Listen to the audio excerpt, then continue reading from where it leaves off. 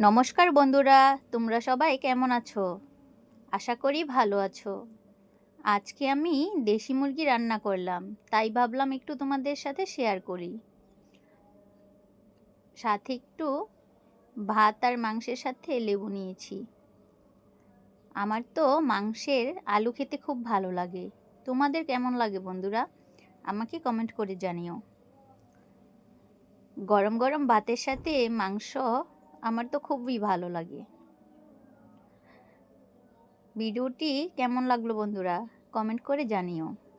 আর সবার জন্য ভালোবাসা রইল। শুভ দুপুর সবাইকে। আর বৃষ্টিতে তোমরা সবাই কেমন আছো আমাকে জানিও কমেন্ট করে। বন্ধুরা, সাপ্তাহিক চ্যালেঞ্জ পূরণ করার জন্য সবাই সবার পাশে থাকতে হবে।